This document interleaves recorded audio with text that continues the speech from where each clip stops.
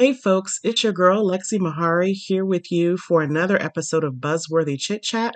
And in this episode, we are going to review the Netflix movie Passing, starring Ruth Negga and Tessa Thompson. Hey, there are 5 major lessons this movie gave us, and I am ready to talk through a few of these gems with you.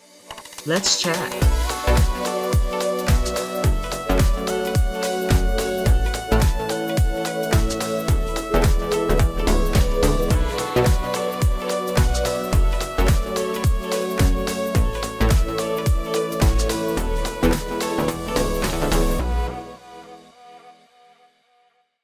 Hey folks, it's your girl Lexi Mahari. Welcome back for another episode of Buzzworthy Chit Chat.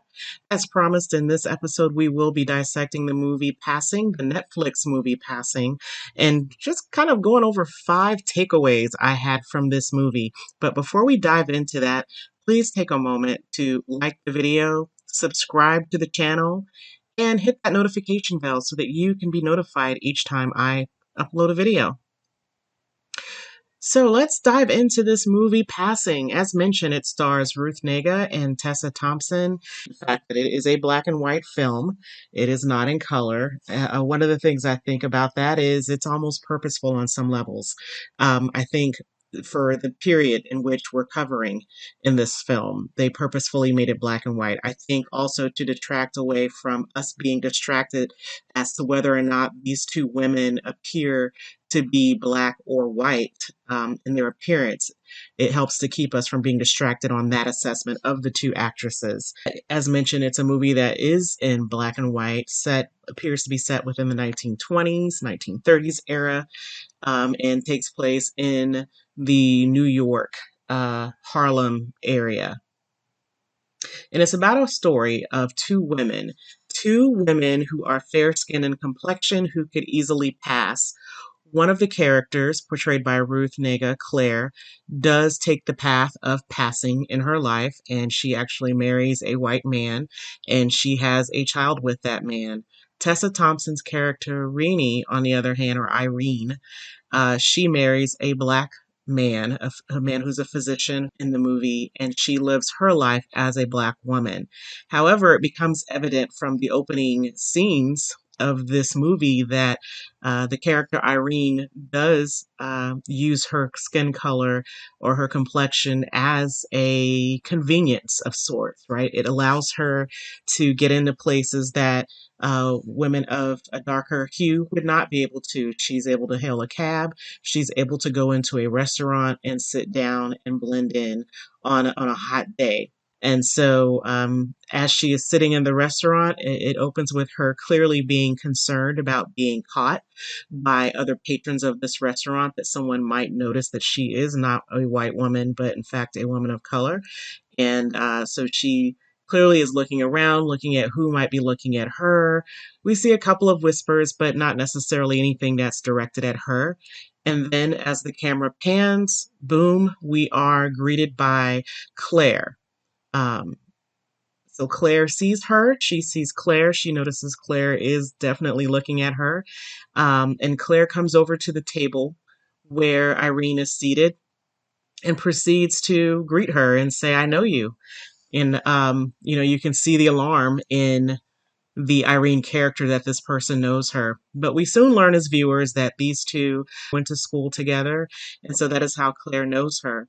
Irene clearly could not tell that Claire was actually a black woman, and she clearly thought she was a white woman, could not place her. So from that, these two have a conversation of relief, but acknowledging that they can't dive too deeply into that conversation in that restaurant.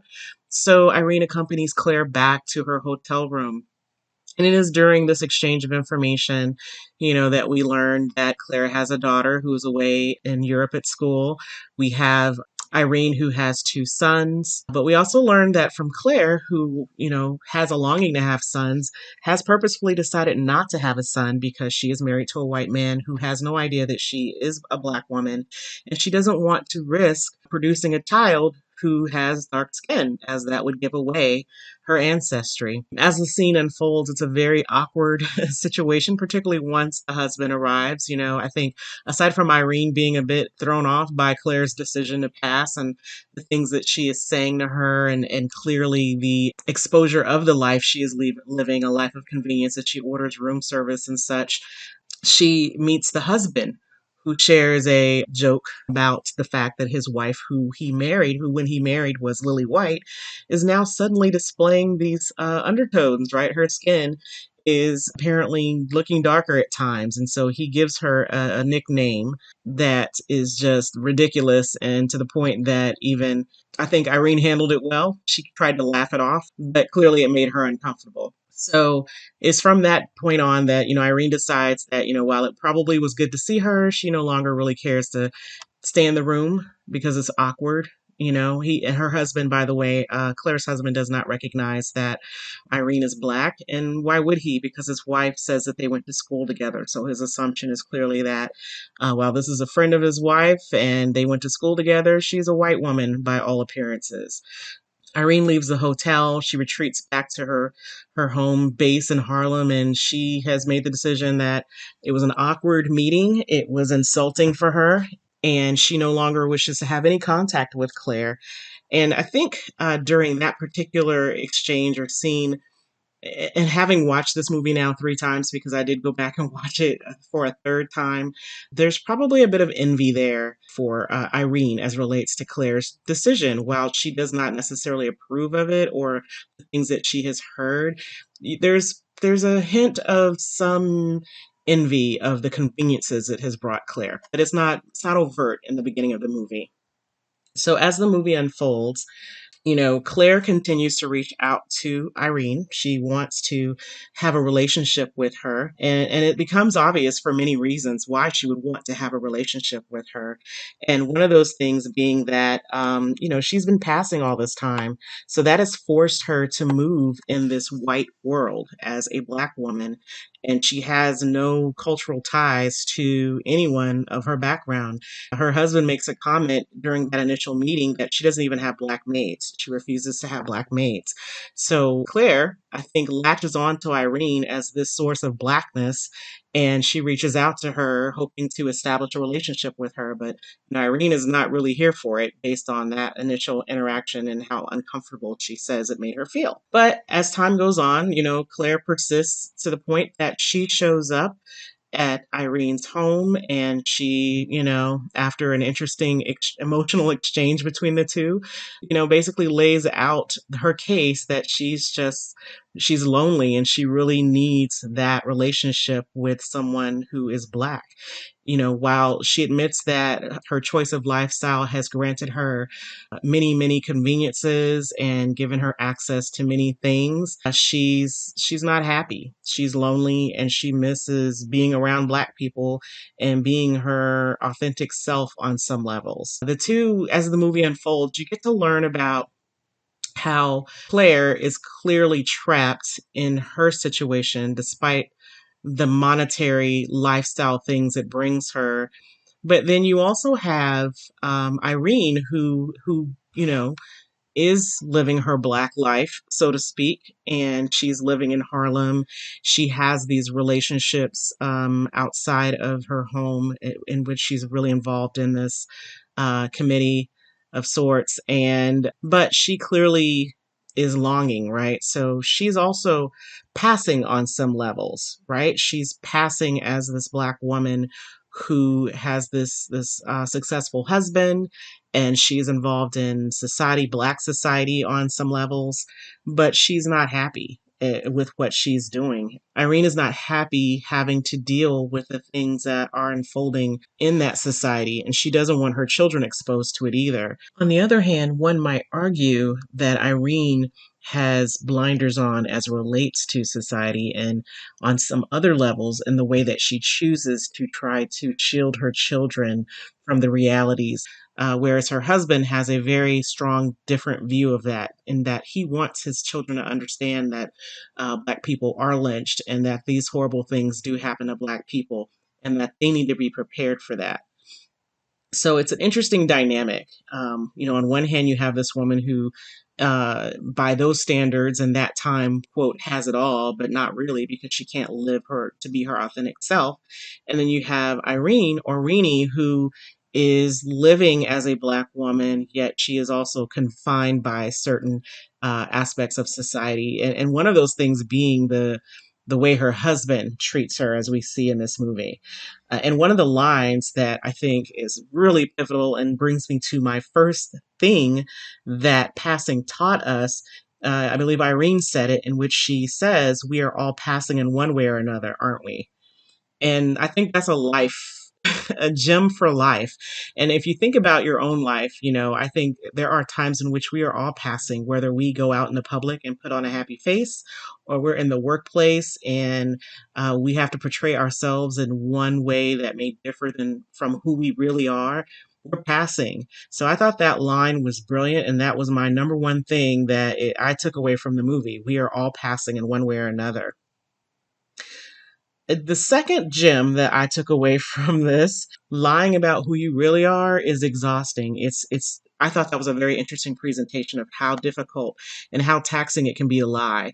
If we look at Claire's lifestyle, we look at what Rini was dealing with, they were both lying to themselves and to some of the people around them. The third takeaway is that passing might have created a life of convenience and privilege for some people, but it stole a sense of their freedom in so many ways. And so as this movie goes on, I've kind of alluded to this last lesson based on what Claire revealed early on in the movie as it related to her marriage, to how she had to move in public, and now the fact that she was there in Harlem basically begging for Irene to include her in her lifestyle. One of the things being that Irene was supporting, or actually, she was organizing a dance. And so Claire begged to go to that dance because she longed to be around Black people. There was another moment in the film when the Black woman who lived with Irene, I think she was her cousin, I thought that's what she said, she was preparing a meal with yams in it. And Claire makes a few comments about the food and how she longs for having someone who can cook. So again, she's not even eating foods, right, that are authentic to who she is or to her culture or how she was raised. So, um, again, it's interesting. I felt like that was a great takeaway that passing may create a life of convenience and privilege for some, but it steals your sense of freedom in so many other ways. The relationship between Claire and Irene are interesting in that we kind of get to see some of the cracks that are in Irene's relationship as a result of Claire's arrival. And I think it also exposes her I think Claire's arrival exposes cracks in the relationship between Irene and her husband and the way he sees her. Irene actually moves as a very intelligent woman and that she does have an understanding of so many things, but her husband treats her as a simpleton on some levels. That then brings us to our fourth lesson, right? That things are not always what they seem. When we look at these two women, initially you might think that Irene is the happier person because she's living in her authentic self. But when we look at Claire, you might think she's happier because she's afforded all of these luxuries. And the truth of the matter is, things are not always what they seem. If you saw this movie, I'd be interested to know who you thought was happier. Who was the happier person in the scheme of things? Now, as the movie goes on, and again, we're exposed to Claire, who is basically embedding herself in Irene's life and getting this opportunity to spend time with Black people again. As Claire begins to spend more time with Irene in her world in Harlem, and she embeds herself in her life, she warns Irene about who she is and that she is willing to do just about anything to get what she wants, that she would hurt just about anybody she had to if it meant she would be happy. And so this is another lesson and very similar to a Maya Angelou quote, right? Actually includes some of the Maya Angelou quote. And this is when people warn you about who they are or they show you who they are, believe them. I thought that she really warned her, and as we saw as the movie went on, that yeah, Claire was getting a little too close to Irene's husband. She was really like, to me, it came across as though she was lining up her future. Should she decide to leave her white husband and the white world, that she would potentially have this person that she could take away. And I know people are like, well, you can't take what's not really yours, but Claire seemed to be plotting on some levels. And the fact that she took the time to warn Irene about who she was telling on some levels, because I think that she wanted to be Irene's friend, but at the end of the day, her needs and her wants were going to be the priority. That was the fifth lesson that I think I took away, or fifth point that I took away from this movie. Now, as the movie goes on, unfortunately, as Irene is out shopping with her friend who is of a darker complexion, she bumps into Claire's husband, and he instantly recognizes her. But as he happens to look over at who's with her, it's like the light bulbs start going off for him, the bells and whistles start going off for him, and he realizes that, hey, if this woman went to school with my wife, then my wife is probably black too, right? She must be black too. So, there's that moment of realization that clearly passes through him. And as we get to the end of this movie, there's that point where Irene could have warned Claire, and I think she did make one attempt, but she didn't really try that hard. In addition to that, she was probably reassessing all the things that had happened. So there's this party that takes place and in Harlem that Claire attends. And, again, we see these awkward interactions with Claire and Irene's husband and Claire and other men at the party. There was a brief exchange between Irene and Claire. And Irene asked Claire what would she do if her husband found out that she'd been lying to him all this time. And she kind of seemed, like she, I think, was probably in a bit of disbelief that he would ever figure it out. But at the same time, she quickly came back and said, well, I'd move here to Harlem and live with you. And that line, that was crazy. Like, you could see all the light bulbs going off in Irene's head too. And I think she saw, hey, she's warned me who she is. She is now telling me in a nice way that she is going to move here and steal my life. And it was at that point that I believe she decided not to share with her what had happened, that Claire's husband had seen her walking on the streets. Claire's husband shows up to confront his wife about her being a black woman. And he climbs the stairs and gets to her in this room. And Claire and Irene are standing by this open window. And we see Irene put her arm around Claire's waist. And before we know what happens, as Claire's husband lunges at her, we see Claire go out the window. Now, I know for me, I struggled with whether or not Irene pushed her out of the window or if she jumped, because there were some interesting nonverbal exchanges happening between Claire and Irene as Claire's husband showed up. And they were kind of looking at each other oddly. And so it kind of made you wonder, did Claire just say that to Irene in a way that was nonchalant, not knowing that this was going to happen and that her real option was going to be to kill herself? Or did Irene toss her out the window to keep her from her life? Or did she know that Irene was going to push her out of the window since he had shown up? It was a very interesting nonverbal exchange between them that I thought was brilliant, honestly, because it's open to interpretation. And even once, Claire goes out the window and she dies, we have Irene, who stays upstairs while everybody else races out to see if she's okay, if she survived the fall, which there was no way she had survived that fall. And Irene is very slow to go out. And even when she goes out, the guests are kind of looking at her, but afraid to look at her as if they know something, as the police are questioning her about what happened. So it was a very interesting ending. So the bonus takeaway I have from this movie is never assume that your morals cannot be compromised. I wanted to add that in. And I think that, these two ladies, both could have easily made some, or did make some really bad decisions based on personal needs, personal gains. And, if I believe that Irene pushed her out of the window or tugged her out of the window, she did that to save her family from this predatory lady who was coming in, or predatory woman who was coming in to take her husband. Okay, folks, that concludes my review of the movie Passing. Let me know your thoughts down in the comments. I want to hear from you. Go ahead and post those comments below, and I'll catch you in the next video.